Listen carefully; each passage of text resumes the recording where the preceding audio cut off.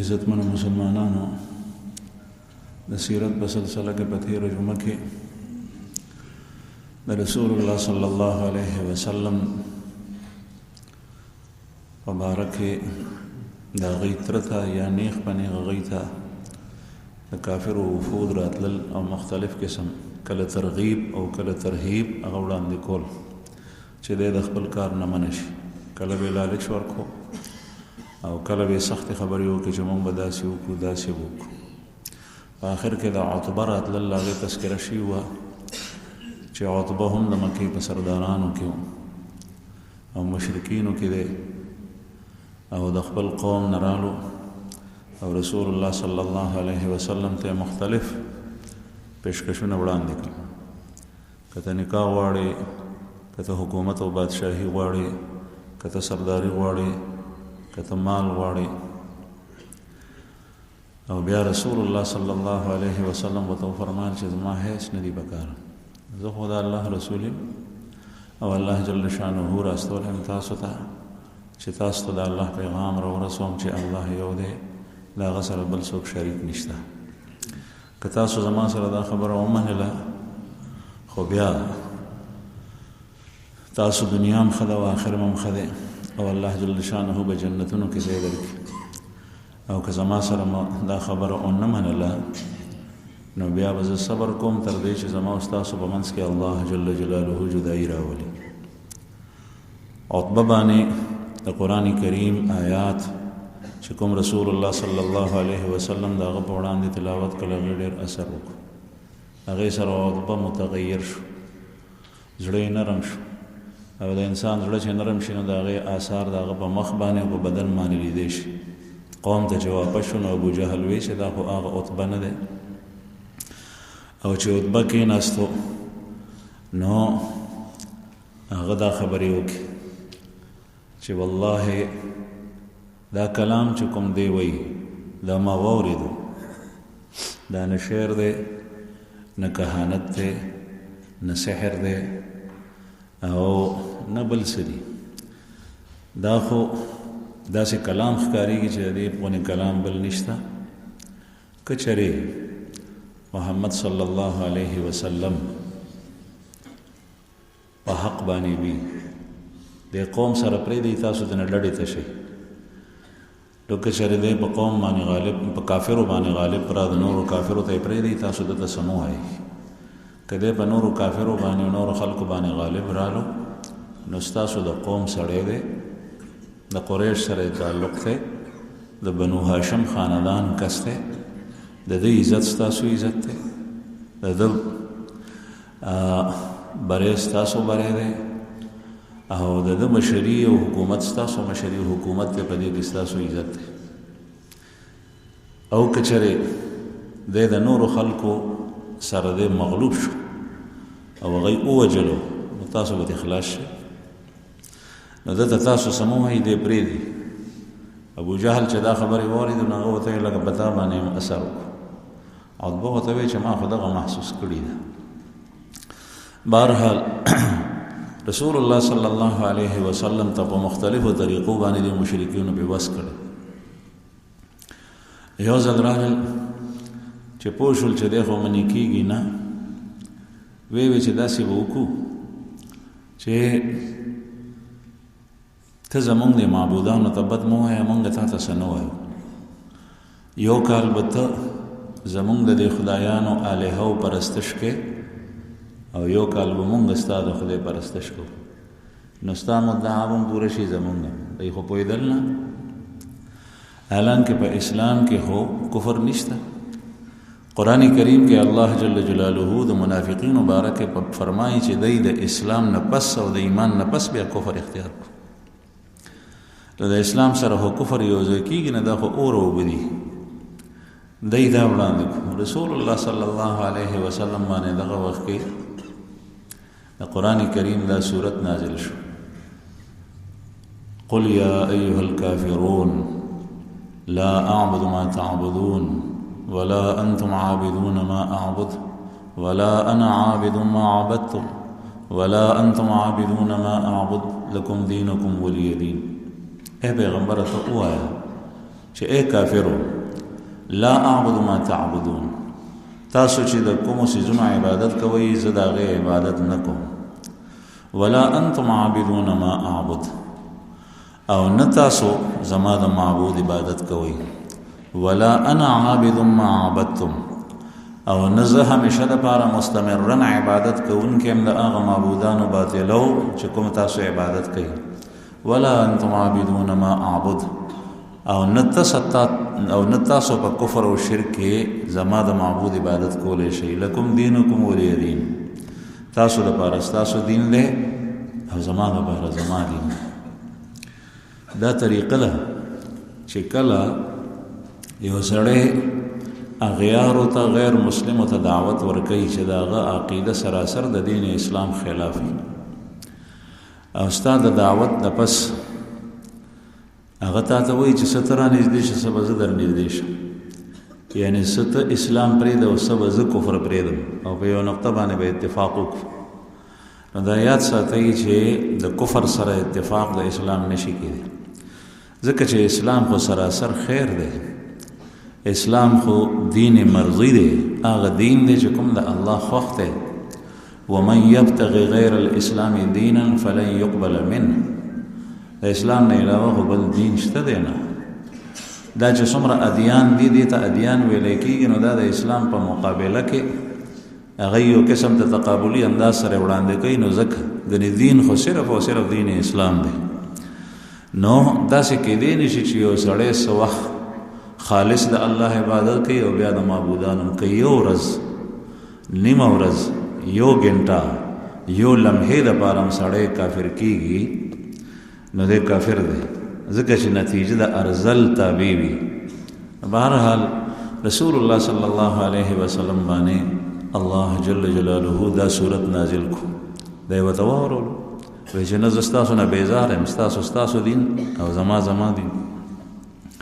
مشرکین بیا یو ورځ راغلل نبی کریم صلی الله علیه وسلم ته ورته وایي چې ښه مونږ به تا سره ومنو، خو ته داسې وکړه چې زمونږ په دې مکې ښار کې غرونه دي، دا غرونه د دې ځای نه لرې کړه چې زمونږ دا ځمکه ټوله هواره شي، داسې سیمه شي،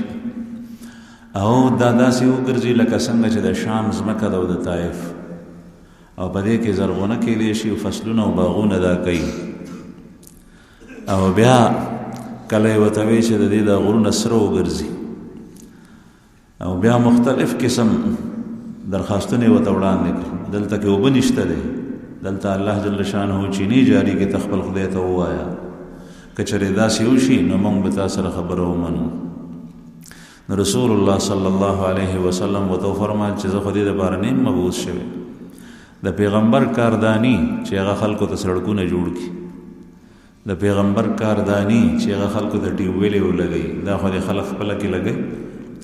د پیغمبر کار د الله جل جلاله د بندګۍ نه خلق واقف کول دي.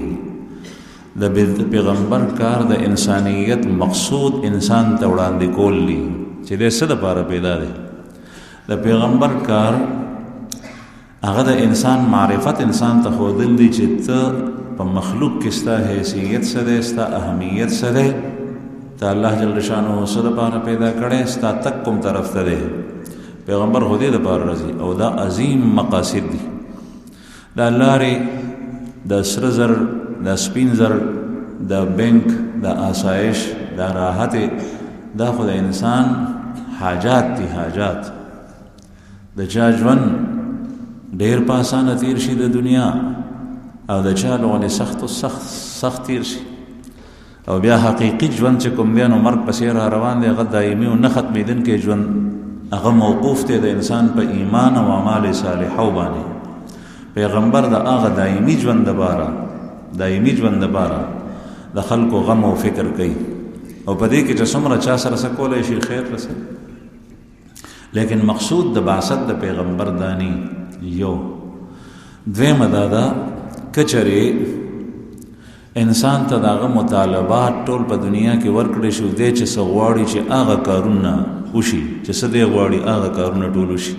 لکه مشرکینو چې نبی کریم صلی الله علیه وسلم نه څه غوښتل هغه ټول کارونه شوی وي، نو بیا خو به دا انسان مجبور شوی اسلام ته، چې دا دومره کارونه مشل اوس به څنګه مسلمان کافر پاتې کېږي مسلمانېږي به نه اوس خو به خامخا مسلمانېږي دا به جبري اسلام او الله جل جلاله د خپلو عبادو نه جبري اسلام نه غواړي چې اسلام باندې مجبور کړي کچره الله جل جلاله داسې کول نو په دنیا کې به یو کافر نو ځکه چې هغه په هر یو څیز باندې قادر دی د انور هغه پیدا کړی دی د سپوږمۍ هغه پیدا کړی دی د اسمانونو ستوري هغه پیدا کړی دي د ځمکه او د ونې او بوټي ځنګلات او سمندرونه هغه پیدا کړي هغه هر څه کولی شي د ټول انسانان هغه د ابتدا نه ټول په یو زړه باندې په ایمان خالص باندې پیدا کړی وی نو هغه خدا سي کولی شي وهو على كل شيء قدير لیکن داغه د حکمت تقاضا ده نه ده داغه د حکمت تقاضا ده نه ده اغا الله هر یو سیس په دنیا کې خیره کفر مشتا ایمان مشتا حق مشتا باطل مشتا مضر مشتا نافع مشتا ده صراط مستقیم مشتا او لار د کفر مشتا بیا د انسان خپل خوخه د په کوم باندې رواني او براهین او دلائل الله جل شانه هغه وړاندې کړي دلائل سره قران کریم ټول د دلائل نه ډک دی انسان چې په کائناتو کې غور وکړي نو آفاقی او تکوینی دلایل نه د ټول کائنات ډک دي چې هغه د الله په وحدانیت باندې دلالت کوي چې الله یو دی او قانون د الله جل جلاله په کار دی د خپل سرسترګي الله ورکړي دي عقل او سوچ او مازغه الله جل شانه ورکړي دي دا څنګه لکه څنګه چې نور مخلوق او حیوانات ورکړي دا غي نه ډیر اعلی دې باغې باندې سوچ حق او باطل له او پیجنې حق ته اختیار کې د باطل نه ځان وساتي الله جل شانه د دې امرم کوي د دې ترغیب امر کوي چې سړی حق اختیار کې ایمان اختیار کې او الله جل شانه خوشحالي کې او راضي کېږي په دې هم په کفر باندې د بنده په شرک باندې او چې څومره لارې د شیطان او د طاغوت دی باغې باندې الله جل جلاله ناراضه کېږي خوشحاليږي نه لیکن مجبور کړي نه د انسان چې هغه راکاږي صراط مستقیم ته ځکه یې انبیا راستولي دي دغه وجه ده چې جنت او دوزخ دواړه ځایونه پیدا کړي نو بهرحال رسول الله صلی الله علیه وسلم به ورته فرمایل کله بعضې وخت د پیغمبر علیه الصلاة والسلام په زړه کې دا راغلي چې دوی ته دا شی میلاو شي ځکه چې نبی کریم صلی الله علیه وسلم د خپل امت په هدایت باندې او په اسلام راړو باندې ډیر زیات حریص چې دا خلک مسلمانان شي نو کچره دا یو غرد سرو شي او دا نهر جاری شي په دې مکه کې نو دا الله جل شانه په خزانو کې څه کمې نه راځي او الله جل شانه دام ندي منظور کړ معجزات د نبی کریم صلی الله علیه وسلم په لاس باندې دومره الله جل شانه سرګن کړي دي دومره چې دومره د نور انبیاء په لاس نه دي سرګن شي ناشنا کارونه رسول الله صلی الله علیه وسلم ته ډېر معجزات ورکړي شي لیکن دغه سي معجزه هغه مه دراله او کچره دا غي هغه من غوسته شوی معجزات مطالبات هغه پوره کېده نو بیا په دنیا کې دغه اسلام دی وخت کې مونږ نه لیدو دا مونږ چې ناس الحمدلله دا جمعهونه دی دا الله عبادت کو زکه چې دا الله جل شانه دستور داده چې کله یو قوم د خپل پیغمبر وخت نه معجزات غوستي چې داسې وکا او بیا هغه شوی دی او هغه قوم وسره نه دی منلی نو بیا الله جل شانه هغه هلاک کړي لکه رسول الله صلی الله علیه وسلم چې پزړه کې دا خیال روچت شنو الله جل شانه د طرف نه فرښتہ رااله جبرئیل علیہ السلام دا الله پیغام راوړو اے پیغمبر ته خو حریص ته دا غواړي چې دا خلک مسلمانان شي خو ګورې دی ته وایا کچره دا معجزه مونږ داسې وکړو او پس د دې نه هم دا کافر پاتې شو نو دا به ټول هلاکیږي بیا دې کې به یو قسم نه پاتې کیږي نو چې کافرو ته نبی کریم صلی الله علیه وسلم دا وویل نو هغوی چپ چپ پاسې د ویجنه زمونږ نه دي پکار ځکه چې په خپله عقیده کې هغه ورته دغه ګران او داسې مخکې شوي د انسان فطرت دا دی دا یاد ساتئ چې اوس قیامت نږدې دی بعضې داسې نښې نښانې چې هغه مخکې نه وي اوس هغه څرګندې شوي مخکې د دې خبره کې د خلکو اختلاف و چې په پتل د میزان به د انسان اعمال څنګه تللی کېږي، پتل د میزان به اعمال څنګه تللی کېږي. په دې کې امت دوو فرقو کې تقسیم شوی رسول الله صلی الله علیه وسلم نه پس. معتزله او خوارج وی چې د اعمال وزن کېږي نه، دا خو هسې خبرې دي، او ځان ته به اسلامیون وی، نسبت به قرآن پاک ته کولو. اسلام زمونږ دین دی، قرآن زمونږ کتاب دی، دا به وی. او د ګناه نه به ځان هم بچ کولو ډېر په شد مت سره. دومره سخت و چې وی چې چا د ګناه ارتکاب د چا نه وشو نو هغه کفر ته ووت. لیکن سره د دې هغوی دا وی چې اعمال نه وزن کېږي. دا اختلاف په مسله کې. اوس د دې خبرې څوک انکار نشي کولی. هغوی به وي چې وزن کېږي، خو هغه شی چې د هغې جرم وي، جسم وي، هغې جسامت وي، هغه ثقل لري، نو کاڼې وزن کولی شي، غنم جوار تللی شي، بني آدم تللی شي، د غوښې د هډوکو د پوست نه جوړ دی. خو اعمال خو عوارض دي، اعراض دي. اعمال خو په نظر نه ښکاري. تا مونځ وکړو، دا مونځ چېرته دی؟ دا ته لیدی نه شي په سترګو، ته یې تللی نه شي. دی به آخرت په دنیا باندې قیاس کول. نن سبا دا خبرې ټولې څرګندې شوې، ځکه چې مخې ته ډېر څیزونه راغله. متل به کېدو مونږ طرف ته چې یو سړي به داسې خبره کوله چې د هغې به څه نتیجه نه وه، او د خبرې بې اهمیت نو، څه قدر به چاته نه و، نو فلانکې باد پیمانه کوي. او نن سبا باد پیمانه کېږي. هوا ته په ټرک په ټیر کې چې نو هغه پیمانه کېږي. په موټر کې 30 پاونډ هوا راځي، په ټرک کې دومره هوا راځي، نو مخکې باد نه پیمانه کېږي، اوس پیمانه کېږي. مخکې به خلکو وی چې زما د جانان مینه داسې ده لکه اباسین ته بند تړلی. اوس اباسین ته بند تړلی شي، په اباسین باندې غټ بند دی تر ویلي ډېر. حرارت تړلی کېږي. د دې مریض دومره تبه ده 104 نه 106 ته ورسېده، ټمپریچر یې دومره های شو. ګرمي تړلی کېږي، یخني تړلی کېږي، هوا تړلی کېږي، باران تړلی کېږي. په هوا کې څومره نمی ده دا تړلی کېږي. دا مخکې مې موسمیات والا چې تاسو ته وایي چې په سبا د باران امکان دی، نو د باران حقیقت او د هغې ناپ ټول پوره د الله جل شانه چې چاته نه دی معلوم، او حتمي او یقیني خبره د الله نه سوا چاته نه ده معلوم. دا مسکینانو او دا فقیرانو اندازه لګئ، د هوا رخ دې طرف نه دی، او په دې هوا کې دومره نمی ده، دومره پکې تری د لونوالی دی، او دا په دې انداز باندې په دې رفتار سره را روانه ده. نو چې کله دې ځای ته راورسېږي نو د دې مقدار به د اوبو دې حد ته ورسېږي، نو دې نه به څاڅکي جوړېږي، نو باران به راورېږي. آلاتو نه ده معلومه. نو دا ټول هر څه تللی کېږي. نو اوس نن سبا دغه انسان چې کوم دی نو که چېرې دی په غیب باندې ایمان نه راړي، نو ډېر څیزونه داسې دي چې هغه مخې ته رالل. او څومره چې د دنیا قیامت ته نږدې کېږي وخت، دومره به دا څیزونه مخې ته راځي، نو هغه وخت به ایمان بیا نه معتبر. بیا به داسې وخت راشي، یو حد داسې دی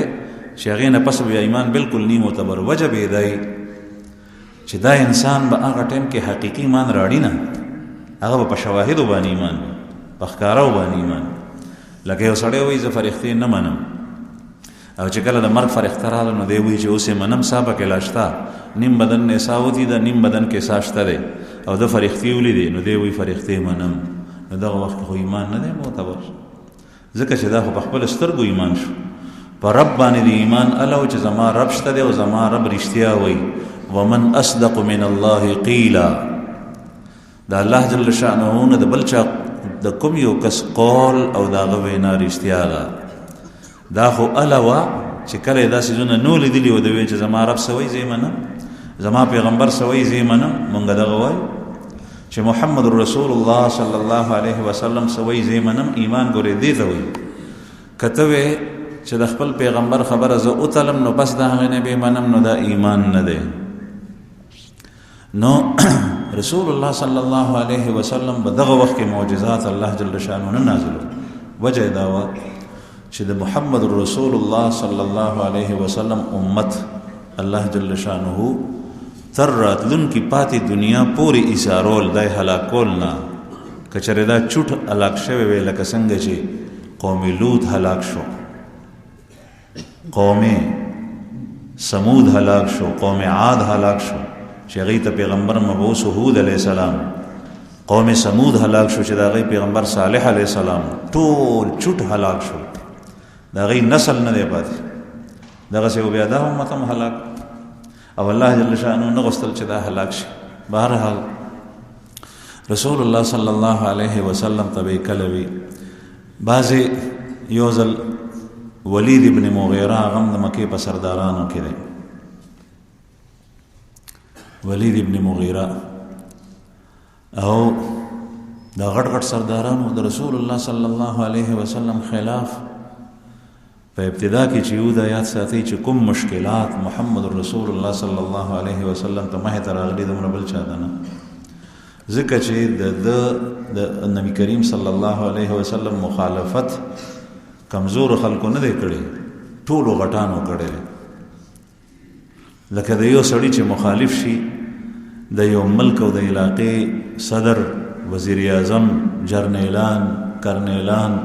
عمرا، اغنیا، د چا په لاس کې چې دنیا ده او صاحب ثروت دي او څوک چې په خلکو باندې اثر اچولی شي د هغې خبرو کې اثر وي، هغه کسان د نبی کریم صلی الله علیه وسلم خلاف. او محمد رسول الله صلی الله علیه وسلم یوازې الله جل شانه دا کار حواله کړی او د هر څه سره مخامخ شوی. دومره مشکلات او سخت پیغمبر علیه السلام ته مخې ته راغلي دي چې د سیرت کتابونو کوم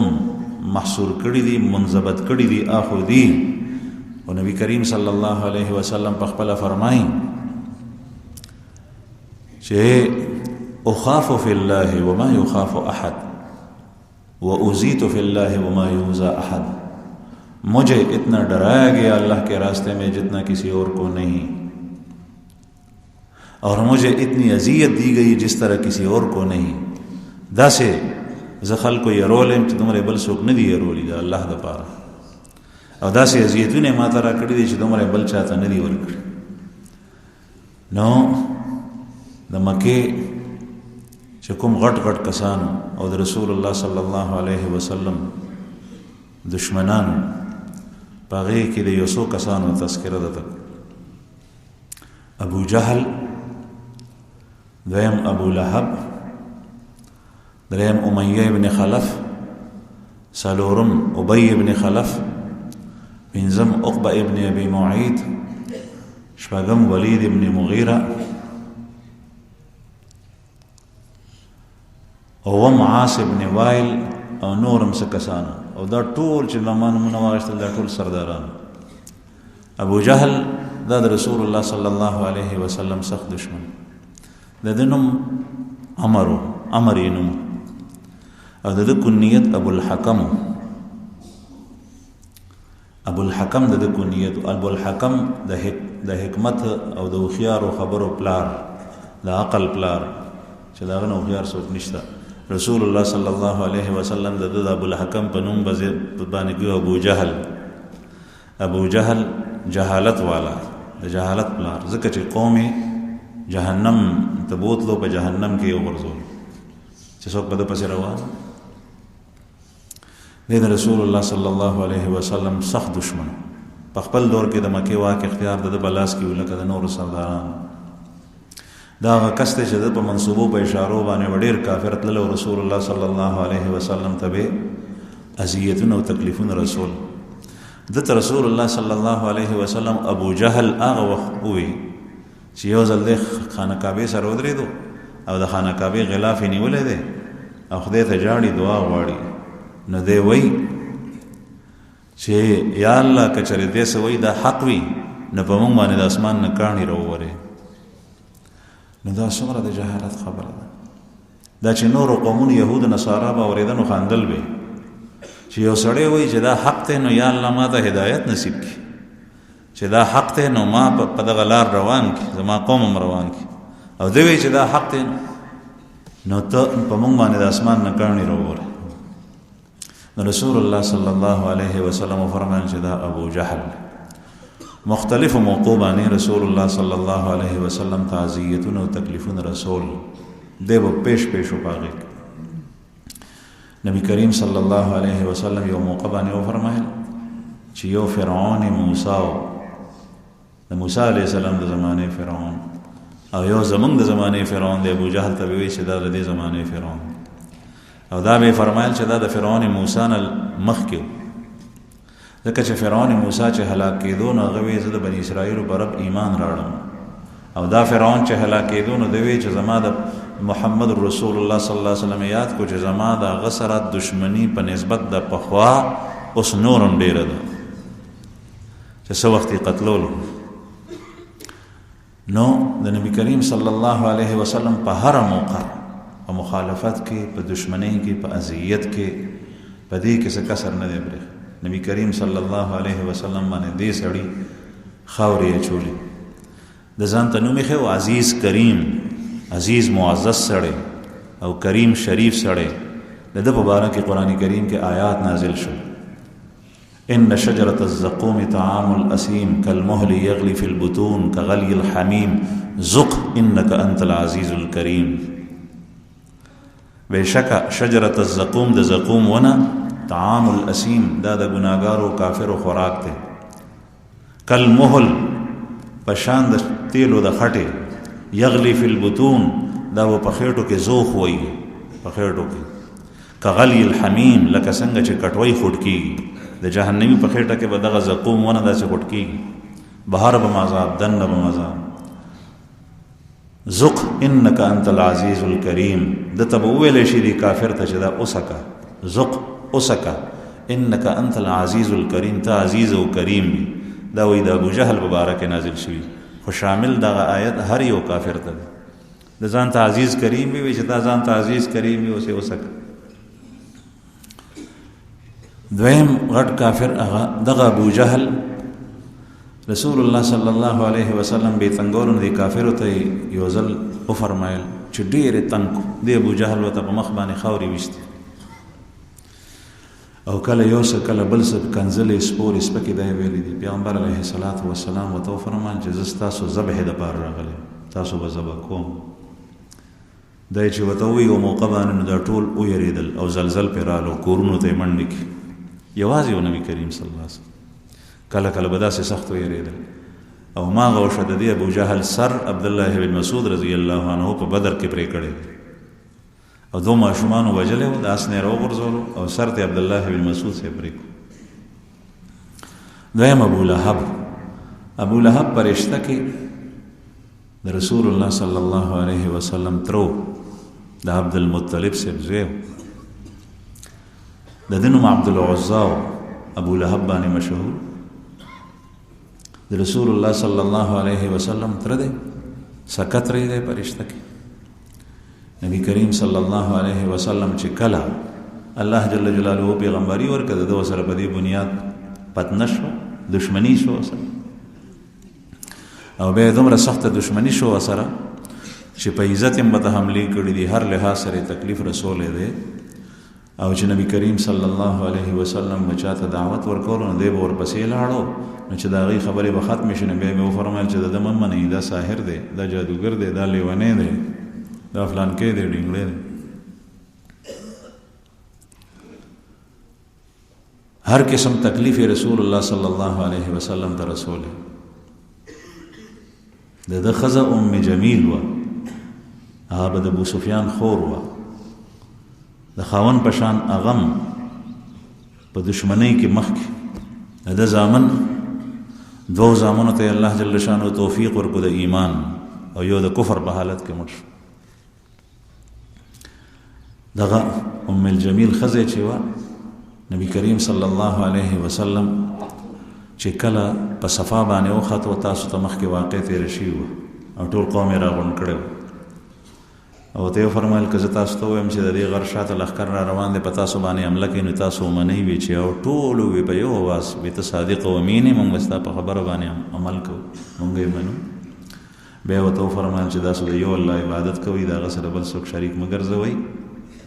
او زه تاسو ته د الله د طرف نه دا پیغام اورم. نو دې ابو لهب ووی په ټوله غونډه کې تبا لک الهذا تبا لک سائر اليوم الهذا جماعتنا، ته هلاک شې معنی دا ده، ته هلاک شې، تا موږ دې دپاره را جمع کړو. د ده په باره کې الله جل جلاله او د ده د ښځې په باره کې پوره صورت په قرآن پاک کې نازل کو. تبت يدا أبي لهب وتب ما أغنى عنه ماله وما كسب سيصلى نارا ذات لهب وامرأته حمالة الحطب في جيدها حبل من مسد تبت يدا أبي لهب وتب ابو لهب لاسونه تباش وتب او ده هلاك ما اغنى عنه ماله وما كسب د مال او د جس اولاد دی هغه هیڅ فایده د تورنک دته چې بچاوي چې داستا وراره دی او خبره خو ټیک تا د وی کې چې دا حق پیغمبر ویني په ورځ د قیامت ما سره مال ډیر نظام به مال خلاص کړ ځامن مشتره د غي په زور به خلاص شم نو الله جل شانه فرمایل ما اغنى عنه ماله وما كسب د مال دته به هیڅ فایده نه ورکي او د اولاد به دته هیڅ فایده نه ورکي په ورځ د قیامت سيصلى نارا ذات لهب زرد چې د غټو لمبو ولا اور ته به ورزيږي وامرأته حمالة الحطب او د خزا چې هغه ګیړي وچته یې وراړي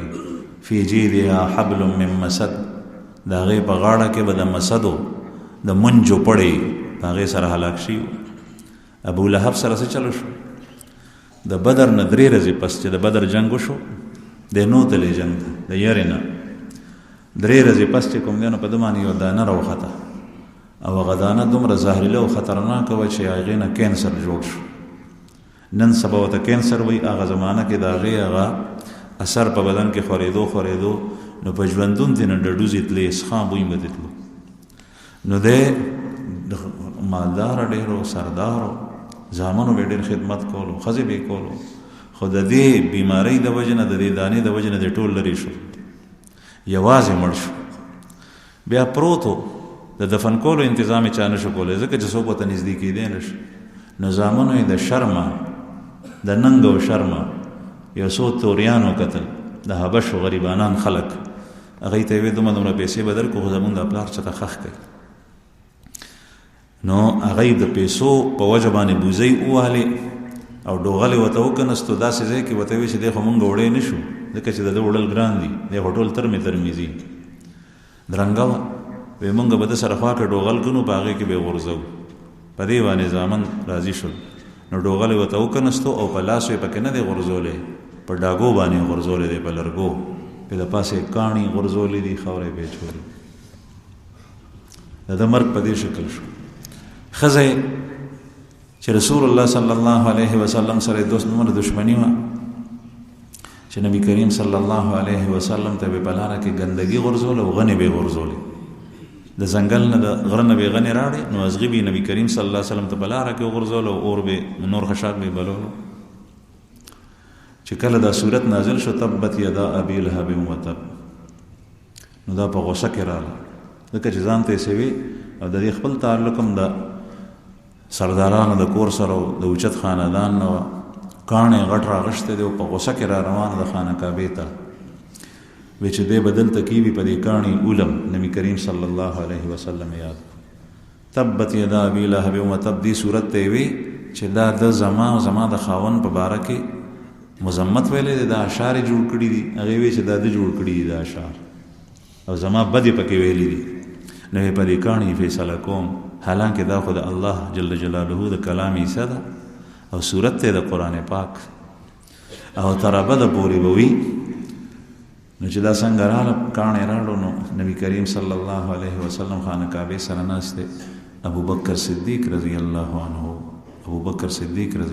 عنه هغه ناشته نو دې ته نبی کریم صلی الله علیه وسلم نخ کاریدو او صدیق اکبر و تخکاریدو پیغمبر علیه الصلاۃ والسلام د قران پاک څخه آیات وې نو فرختراله او د دین نبی کریم صلی الله علیه وسلم پټ نو ابو بکر صدیق لیدو پیغمبر علیه السلام وسره خوا کې ناس ته نیلی د نوغه ته وې چې ستا غمرګره څه شو دا کانه مې وروړې په دی ولم د زما مزمت کړي د زما سپکی ویلې دي او بیا د نبی کریم صلی الله علیه وسلم مبارک فرمایل مزمما ابینا ودیننا قلینا وامره مزمما ابینا ودینه قلینا وامره عصینا نبی کریم صلی الله علیه وسلم نم محمد معنا ستودا शुदा जिसकी कसरत से तारीफ की गई हो, چې د چا ډېر تعریف شوی. دا نوم مخکې د بل چا نو، تاسو ته مخکې ذکر شوي. دې ښځې به ورته د محمد په ځای مزمم وي. مزمم هغه ته وایي چې د هغه ډېر سپک بیان شوي. د محمد د نبی کریم صلی الله علیه وسلم نوم خو مزمم نو. نو دې دا اشعار جوړ کړل، تبت یدا ابي لهب وتب صورت په مقابله کې وې مزمما عصینا ودینه ابینا وامره قلینا. داسې الفاظ یې وي چې مونږ د ده نافرماني کوو، د دین انکار کوو، د دین نه منو. وی دې زما په باره کې حج ووایي. ابوبکر صدیق صاحب ورته ووایي چې هغه خو ستا حج نه ده بیان کړي، او خو د الله کلام بیانوي. بهرحال دې نبي کریم صلی الله علیه وسلم انریدو واپس لاړ. صدیق اکبر رضی الله عنه داسې هستی وه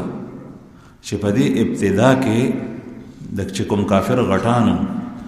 د رسول الله صلی الله علیه وسلم او د کافرو په منځ کې به ابوبکر صدیق رضی الله عنه راغلو. ډېرو موقعو باندې چې نبی کریم صلی الله علیه وسلم ته مشرکین اذیت رسول، ابوبکر صدیق صاحب به ورته وفرمایل چې تاسو عجیبه خلک یې. یو سړی هغه وایي چې زما رب الله دی او هغه د الله جل شأنه دین ته رابلل کوي، نو تاسو هغه ته اذیتونه او تکلیفونه رسوئ. حضرت علی کرم الله وجهه یو ځل په منبر باندې ناست خطبه یې ورکوله. په خطبه کې د ابوبکر صدیق صاحب تذکره وکړه. د ابوبکر صدیق صاحب تذکره یې وکړه. خلکو ته وایي چې ای خلکو تاسو نه یو تپوس کوم.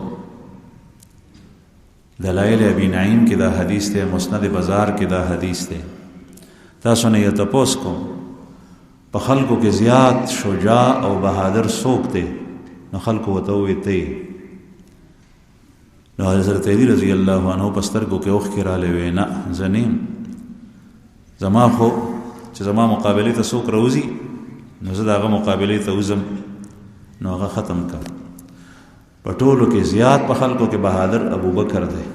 نن سبا داسې خلک شته چې ابوبکر صدیق رضی الله عنه پسې بد وایي او خپل نسبت اسلام ته کوي چې زه مسلمان یم، او بعضې خلک زموږ مسلمانان د هغوی سره مرستې کوي او ناسته پاسته کوي. او دغه قوم او دغه خلک ابوبکر صدیق رضی الله عنه ته بد وایي او علي صاحب مني او وایي چې دا د ده دشمنو، او دا وینا د حضرت علی کرم الله وجهه چې زه بهادر نیم، ابوبکر بهادر دی. چې په الله باندې قسم وي چې کله محمد رسول الله صلی الله علیه وسلم ته مشرکینو اذیت رسولو نو مونږ کې به څوک نبی کریم صلی الله علیه وسلم مونږ نشو خلاصولی د کافرو د لاسونه. ابوبکر به یوازې رالو، رسول الله صلی الله علیه وسلم به خلاص کړ او فرمایل به چې تاسو عجیبه خلک یې. تاسو هغه کس اتقتلون رجلا ان یقول ربی اللہ، کیا تم اس شخص کو قتل کرتے ہو جو یہ کہتا ہے کہ میرا پروردگار اللہ ہے؟ تاسو هغه سړی قتلوئ چې څوک وایي چې زما رب الله دی. دا حضرت علی کرم الله وجهه په خطبه کې په منبر باندې د خلکو په وړاندې دا خبره کوي. بیا یې تپوس وکړو د خلکو نه، وی تاسو ما ته ووایئ چې قرآن کریم کې رجل فرعون تذکره ده چې د موسی علیه السلام په دغه کې وګورئ تذکره الله جل شانه کوي. نو چې کله موسی علیه السلام مخالفت فرعون او فرعونیانو کولو نو دا سړی راغلو او دغه الفاظ یې ووایي قرآن کریم کې الله پاک هغه نازل کړي دي، اتقتلون رجلا ان یقول ربی الله. موسی علیه السلام په باره کې دې سړي ووایي دا مؤمنو. قرآن کریم کې الله جل شانه فرمایي ویکتم ایمانا، او دې سړي خپل ایمان پټ کړو، د فرعون د تپیو ایمان پټ کړو. هغه ته وی چې تاسو دا سړی قتلوئ چې هغه وایي زما پروردگار الله دی. نن سبا خو یو سړی څوک دی ونې تال خدای وایي، مشرکینو به وایي څوک کاڼي ته، څوک یو شي ته، څوک بل شي ته. نو چې هغه وایي چې زما رب الله دی نو په دې څه وشو؟ تاسو ولې هغه قتلوئ؟ نو بیا حضرت علی کرم الله وجهه د دې سړي حواله ورکړه چې قرآن کریم کې دغه تذکره راځي د موسی علیه السلام په زمانه کې تیر شوی دی چې ای خلکو په الله مې دې قسم وي تاسو ما ته ووایئ چې ابوبکر افضل دی که دا سړی افضل و؟ د موسی علیه السلام د زمانې دا کس افضل و. نو خلک بیا چپو، ځکه چې وړومبي سوال کې خطا شو. بیا جړل د سترګو نه اوښکې توی شوې بیا ووایي چې په الله مې دې قسم وي ابوبکر د هغه نه ډېر افضل و د ابوبکر یو لمحه او د دغه رجل مسلم رجل مؤمن چې قرآن پاک کې تذکره د الله پاک تعریف کوي د ده ټول ژوند د ابوبکر په مقابله کې راشي نو د ابوبکر یو لمحه د هغه نه درنه ده. بیا د دوو څیزونو حواله ورکړه یو یې دا وی ابوبکر ځکه افضل دی چې د دې سړي په باره کې قرآن کریم وایي یکتم ایمانه د خپل ایمان پټولو او ابوبکر خپل ایمان څرګندولو خلکو ته یې وایي چې زه مسلمان یم او دا سړی چې کوم دی نو د صرف د ژبې حفاظت کړی دی د موسی علیه السلام په ژبه په لاسو نه او ابوبکر صدیق سے په لاسو په مال په ژبه هر لحاظ سره د رسول الله صلی الله علیه وسلم حفاظت کړی نو ابوبکر شجاع دی بهادرم دی او هغه افضلم دی دا د حضرت علی کرم الله الفاظ و مفهوم جماعت استو. بهرحال دغه ابو لهب په دې انداز باندې مړ شو. ښځه چې وه نو ښځې د ځنګل نه لرګي راوړل رسول الله صلی الله علیه وسلم سره دشمني کول یاد ساتئ چې نبی کریم صلی الله علیه وسلم مسلمان منی د مسلمان په زړه کې د محمد رسول الله صلی الله علیه وسلم عظمت ته د مسلمان په زړه کې د رسول الله صلی الله علیه وسلم سره عقیدت ته مسلمان د نبی کریم صلی الله علیه وسلم ته چې څوک معمولی غونه اشارتن سپکوي نو د بیزان قرباني کوي خو په دې وخت کې د رسول الله صلی الله علیه وسلم په پل باندې پل کې خون کې مؤمنان اولیاء صلحاء اتقیاء دا غي سره دشمنی دا غي سره عداوت دا غي سره بغض دا غي په باره کې خبره کول دغه څه به الله جل جلاله قهرجن کیږي غوسه کیږي. قرآن رسول الله صلی الله علیه وسلم فرمایي چې الله فرمایي حدیث قدسی دی من آذى لی ولیا فقد آذنته بالحرب جس نے میرے کسی دوست کو ایذا پہنچائی تو اس کے ساتھ میرا اعلان جنگ ہے. هغه سره ما زما د جنگ اعلان اس پتن لګي چې دا الله ولی څوک دی چې کوم سړی مسلمان دی هغه د غټ ګناهونو نه ځان ساتي دا هغه کردار او اخلاق سم دي دا هغه خبرې سم دي دا سودخور نه دی دا رشوتخور نه دی کېدای شي دغه د الله ولی د ده په لباس کې پیوندونه لګېدلي دی به د پوخ کور په بدل کې د خاورې په کور کې پاتې کړي دی به لرې د دنیا په یو سر کې نه دی به ستا په محله کې وي د هغه د اذیت نه او تکلیف نه ځان ساته هسې نه چې ته خپله مزګزار یې دیندار یې خو دې سړي ته دې اذیت ورکړو الله پاک غضبناک شو د هغه د وجې نه ستا هر څه لاړل. نو عرض مې دا کولو چې الله جل جلاله په دې غضبناک کېږي. دا ښځه یو ځل غره ته لاړه د غره نه یې لرګي راړل نو د منجو رسۍ وه په هغې به یې ګېډۍ تړله نو دمه یې کوله نو دا رسۍ د مرۍ ته پرېوته او ګېډۍ په شا لاړه نو پانسي شوه هغه ځای کې مړه شوه. زامن و د ابو لهب د یو نوم عتبه و د بل نوم معتب و د بل عتیبه و دا درې زامن په دې کې د یو زوی د رسول الله صلی الله علیه وسلم په مخ کې سخت الفاظ ویلي او بېعزتي کړي و د پیغمبر علیه السلام. د نبی کریم صلی الله علیه وسلم لور مبارکه دوه لوڼه د ابو لهب دواړو زامنو ته په کویدن شوي وي یو رقیه او یو ام کلثوم رضی الله عنها دا یې د تره زامن په دې کې د پلار ورته ووی د پلار خو یې سود نه کېدو په دشمنۍ کې نو هر قسم اذیت رسول نو یو ځل د زامنو ته وایي چې لاړ شئ او دا لوڼه ورته واپس کړئ خو د ده په مخ کې ووایي چې مونږ تا ته دا لوڼه واپس کړئ او سخت خبرې مو ورته وکړئ. نو په دې کې هغه یو زوی تیار نه شو هغه وشرمېدو حیا یې وکړه او بل زوی تیار شو چې د هغه نوم عتیبه دی نو هغه ځنګل شام ته تلو په قافله کې پلار ورسره و تجارتي قافله ده شیر مخ په حمله وکړه تاسو ته واقع بیان شوي وو نور ټول خلک یې پرېښود دی وخوړو او رسول الله صلی الله علیه وسلم ورته خیره کړي وه ځکه وی اللهم سلط علیه کلبا من کلابک یا الله په خپلو سپو کې په یو سپی اموخته کړي یو سپی پې مسلط کړي او دا عتبه او معتب دا دواړه وروسته مسلمانان شوي دي چې مکه کله فتح شو چې مکه فتح شوه خلک مسلمانان شو ډېر کافر مسلمانان شو ډېر کم پاتې شو نبی کریم صلی الله علیه وسلم خپل تر عباس صاحب ته وایي چې هغه مسلمان و ورته یې وفرمایل چې دوکه لاړ شه هغه دوه ورېرونه خو دې وګوره چې چېرته دي دغه کسان یې یاد کړه دومره مین و په خپل رشته باندې وایي چې ما د الله نه غوښتي دي چې الله جل شانه دوی مسلمانان کړي ته یې وګوره عباس صاحب لنډ وګرځېدو خو وایي چې دلته خو چېرته نشته نبی کریم صلی الله علیه وسلم ورته وفرمایل چې بهر ورپسې وځه نو عرفات میدان کې پیدا کړه هلته پټ شوي ورته وایي چې نبی کریم صلی الله علیه وسلم ستا ته تپوس کوي چې څنګه راغلو نو دواړو ایمان راوړو مسلمانان شو نو دا د رسول الله صلی الله علیه وسلم دشمنی په هر لحاظ سره کوله چې د چا په قسمت کې ایمان وي الله جل شانه هغه ته ایمان نصیب کړي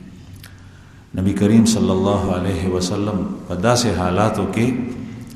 دغه دین چې کوم دی نو دا خور کړی دی او دا د الله جل شانه تقسیم دی کله د انسان په ذهن کې دا راشي چې دا دومره مخالفتونه نه وي نو دا یاد ساتئ چې د انور د رڼا پته اله لګي چې دا رڼا ده او هر یو شیخ کاري چې تیاره د شپې راشي نو که د شپې تیاره نه وي رڼا راړه نو د رڼا په خوږو څوک نه پوهېدل بل دا ده که چېرې دنیا کې حق او حق وی باطل نه وي